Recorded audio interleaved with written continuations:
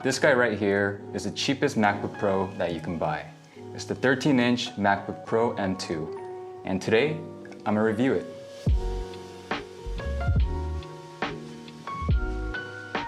Yo, what is up guys? Aaron here. So I've been a Windows guy my whole life. You know, growing up playing a lot of games, a lot of esport titles as well. It's just a no-brainer, you gotta go Windows. But now that I'm in my mid-30s, which is kind of crazy if you think about it, it's not always about gaming. I mean, I'm married now, I have a full-time job, I have a little French bulldog to take care of, which has nothing to do with this laptop, but you know what I mean. I've owned plenty of iPhones in the past, I currently own an iPad, but never a MacBook until now. So I've been using the 13-inch MacBook Pro M2 for about a month now, so I thought it'd be a good idea to share my thoughts, what I like, what I don't like, and ultimately see whether if the cheapest MacBook Pro is worth buying or not. And speaking of cheap, you know what isn't cheap? Phone bills, which is why you should check out our partner for today's video, Mint Mobile. Now some of you might already be familiar with Mint Mobile, but if you're not, then let me explain. So Mint Mobile provides premium wireless service without sacrificing speed, data, or coverage, all for as low as $15 a month. I'm serious guys, $15 a month. It's kind of crazy, right? Lately for me, especially living in California, it's getting harder and harder to save money. So I've been experimenting with Mint Mobile for almost a year now, you know, just to see how it is, how much money I can save. And all I can say is that I wish I knew about it sooner. Whether it's just texting, calling, internet browsing, social media, whatever it may be, I can hardly tell the difference in performance between Mint Mobile and my previous carrier. So Mint Mobile is built on the nation's largest 5G network, and at a fraction of the cost, I saved a good amount of money, which I used on like food, gas bills, grocery bills, pretty much all the necessities that I needed. The switch is super quick and easy. You can keep your current number or get a new number, whether it's a physical SIM card or an eSIM card. You can activate your device from the comfort of your home in a matter of minutes. So Mint Mobile provides premium wireless service such as unlimited talk and text, lightning fast 5G, free mobile hotspot, and they have affordable family plans as well. Everything you need for as low as $15 a month. Seriously guys, there's no reason to be overpaying for your phone bills when you can get the same premium service plus save a lot of money by switching to Mint Mobile. So if you want to start saving money today, I highly suggest you guys check out Mint Mobile by clicking the link in the description below. Again guys, there's no reason to be overpaying for your phone bills when you can get the same service plus save a lot of money by switching to Mint Mobile. So check out Mint Mobile below and start saving today. All right, first let's talk about the design and some of the features that you get with the 13-inch M2. And if you just look at it, there's not really much to talk about. It's just a plain aluminum body. But honestly, there's so much to talk about. It's the same minimal design that Apple has been using for years. And if it ain't broke, don't fix it, right? This thing is slim, it's lightweight, it's easy to carry around, and it's just very well built. I also have a couple Lenovo laptops on hand. We have the Legion Slim 5i, and the Legion Slim 7i, which are a bit larger at 16 inches. But if you happen to drop either of those two laptops, it's gone. With this, you can probably chuck it like a Frisbee and it'll still be good. I mean, this thing is durable and very well built. There's barely any bend. It has a nice solid weight to it. It's just the perfect laptop to carry around with you. You can just see how thin it is compared to my S22 Ultra. And whenever I'm just working on the couch, I always just seem to reach for the MacBook instead of the bigger boys that I own. It's just really comfortable to use. You got one headphone jack on the right, you also get two Thunderbolt 3 ports on the left, and that's it.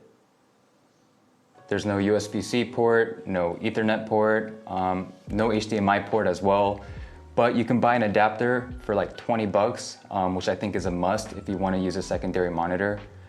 Actually, you don't really have a choice, you would have to buy an adapter, so there's that.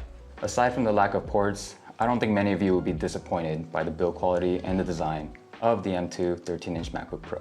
The screen is also fantastic. It's a 13.3-inch Retina display that's plenty bright at 500 nits. It's sharp, it's vibrant, and it's just a very solid screen overall. I just kind of wish they went with the same panel that's on the 14-inch version, which has the mini LED Liquid Retina XDR display. It's kind of a mouthful. But it is what it is. The screen on here is still fantastic nonetheless. I just probably wouldn't call it a Pro model though. I guess one other downfall is that it's only a 60 Hz refresh rate. The monitor behind me is a 165. The other laptop that I own is a 240. So if you're coming from a higher refresh rate laptop or monitor, then you'll probably notice a difference. But if you're not, then you'll hardly notice a thing. Just like the design, the touchpad and the keys feel very nice. They're not the quietest keys, but I would say it's a good balance. They're fairly clicky, but not much. A good balance between tactile and linear. The touchpad is also really good. A little different compared to the keyboard. The clicks here are dead silent and is very smooth. Now here's a quick sound test, just in case you guys are curious.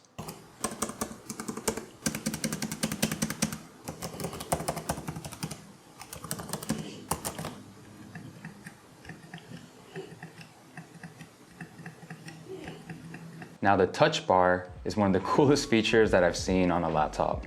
It's very responsive and I found it to work really well. And the same goes for the fingerprint sensor. It's one of the best that I've used. Very useful to have on the laptop. Instead of having to enter a password every time, it's very convenient and very consistent as well. Now as I said before, this is the cheapest model that you can buy. You only get 8 gigs of RAM and 512 gigs of storage, and none of it is upgradable. So make sure you guys choose the correct specs before you go out and buy one. You also have 100 gigs of memory bandwidth and hardware accelerated H.264 and HEVC media engine.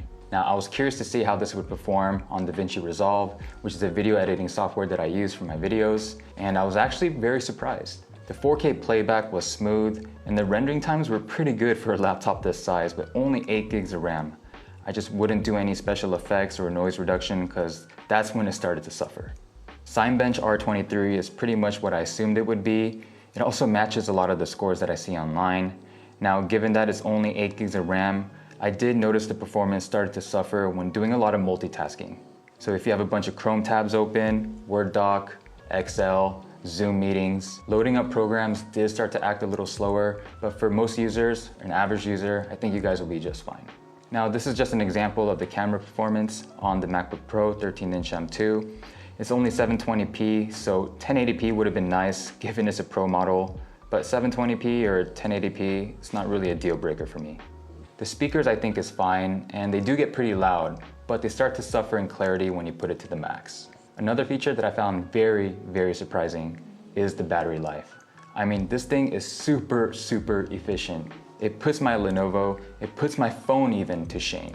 Apple claims up to maybe 20 hours of battery life, and that of course depends on your workload. But with the brightness maxed out and with moderate usage, I went through a whole day with one charge with no issues at all.